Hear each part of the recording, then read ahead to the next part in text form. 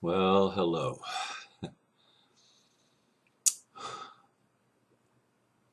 Yesterday was a very long day for me, and throughout the day I had several clouds hanging over me as I faced many issues internally. And I've done a lot of meditation here this morning after getting a few hours of sleep. And I finally wrote a blurb for today's video. And will do my best to deal with one of those clouds that's been hanging over me. But just let me say before I even do the title that I feel like I'm being pulled in several directions at once, and there are some areas of my life being challenged that, quite honestly, I cannot specifically give details due to the fact that other people are involved and whatnot. In any case, the title for today's video is Leadership Qualities, Integrity, and Wisdom. I was asked to lead a delegation. I never asked for or sought this in any way. The only one I can lead is me, no one else.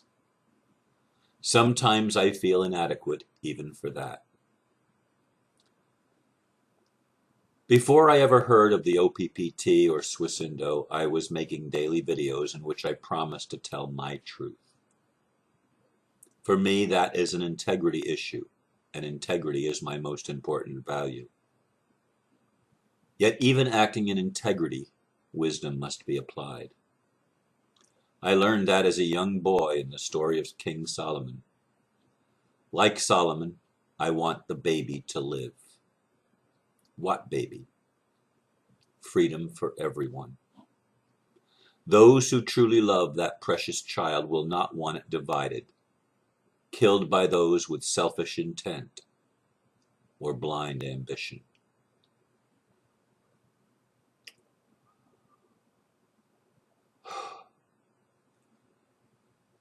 My video, an open message to SwissIndo delegates, got mixed reviews. Most people that actually took time to contact me were very supportive in what I had done. And what I did was in full integrity, based on feelings that I was experiencing, and especially the feeling of betrayal in what I thought was an ideal that I believed in strongly.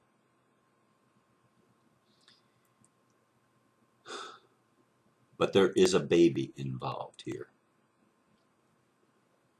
A precious, precious baby that means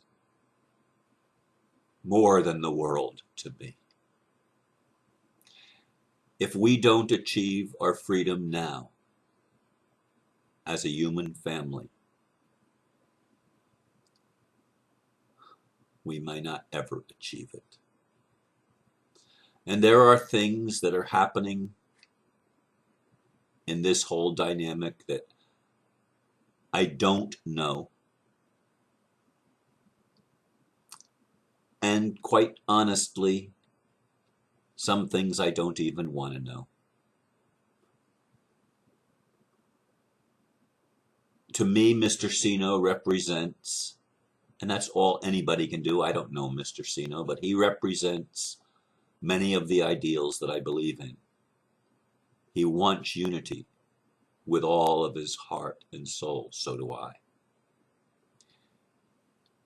I don't believe he's a man that wants secrets and covert operations going on.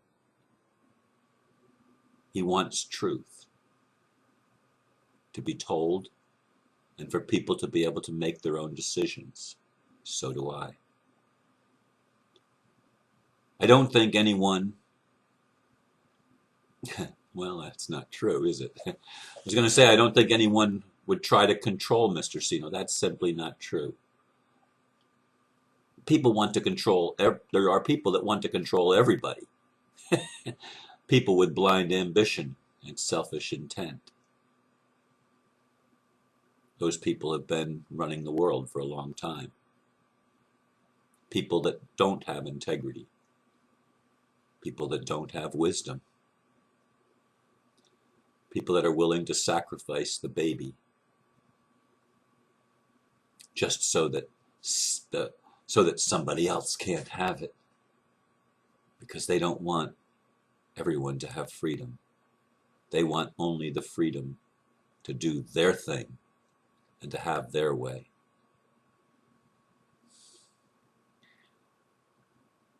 As I pondered the situation throughout the day yesterday in a workshop that lasted throughout the entire day, and then I went to hear my son's band play last night, and I just was very low energy last night. My friends that were there with me were saying, "Ron, are you okay? Ron, are you okay?"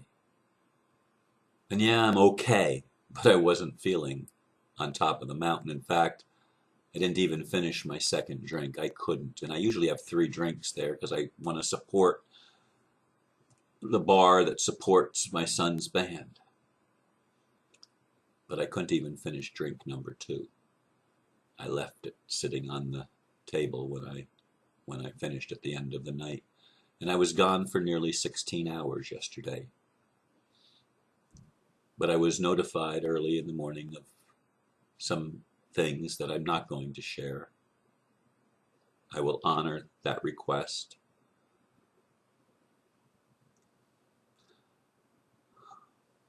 But I want everyone that's listening and chooses to listen to know that there is something happening on this planet, and I believe it's cosmic in nature, not just planetary, that has the capability and the potential of changing the world in remarkable ways. I mean, amazing ways. Fulfilling the desires and dreams of people of the heart from the beginning of time. It's been a hellhole. I mean, somebody said the world of fear is full of fear is not the world I live in. Well, then you're not living in the world that we are experiencing together. You're in denial of it. And I will say that again and again. Because fear has been the primary motivating factor of everything that has occurred on Earth in many, many centuries, even millennia. Fear. Doesn't mean that fear is the only thing that's there. Love has always been present, but fear has been the driving force. Fear has been the emotion, if you will, that all of us have had to deal with in our incarnation as human beings. All of us. There's no exception. And to deny that fear, to try to run away from it, is very counterproductive. We need to embrace the fear and transform it by the power of love. We need to love that baby called freedom. We need to love justice and truth. We need to love each other and show compassion, to be as unified as possible, but we cannot walk together when we're pulling in different directions, and there are people that are pulling in different directions than I would like to pull. To me, the only way we're going to resolve the issues that we face together as humanity is by total transparency. I mean total transparency. Nothing is more secure than telling the absolute truth. And yet, many people have given their lives and their property and their families and lots, they've given everything to tell the truth and to be sacrificed for it. So the fear that surrounds this is real. It's understandable. And it's not my job to force anybody to do things my way. I can only be, as much as possible, in integrity to me. To say, this is where I am. This is what's going on. This is what I feel and what I think and how I'm perceiving it. And I pray for wisdom. I was going to say every day, but that's simply not true. But a lot is true. The more I'm challenged, the more I pray for wisdom. And as I said at the beginning, I'm being challenged in relationship areas, family areas, legal areas. And of course, the big one here is the area of working with people to achieve a goal, the liberation of humanity from those that have perverted everything. They've perverted wealth, perverted property, perverted government, perverted education systems, perverted religion, nothing is the way we've been told, because liars have been telling the story. And Mr. SwissIndo said, don't judge. That's one area that I don't agree with Mr. SwissIndo. We must judge. We must discern between good and evil. It's not all good. Not everyone wants the same thing. Now, I have chosen at this point in time to not be informed of much of the dynamics that are going on to bring my vision and the vision of many of us into manifest reality, so that we can finally have a level of rest from the weary, toilsome challenges that we face. The challenge of integrating the opposites within ourselves, that's where we really have to have peace, but not at the expense, or not with the tactic of lying, of denying. And we have to judge what is good for us and what is not. And we must not condemn those others that are doing it differently. And I'm not going to sit in judgment or condemnation of those that are doing it differently. There are parts of this game, this puzzle that's being put together, that I don't even want to be involved in. It's not my time, that's not my calling, it's not my role. It's not something I want to play.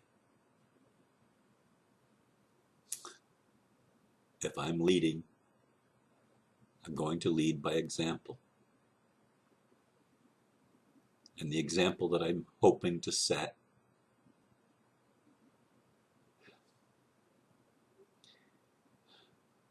is allowing people to play their roles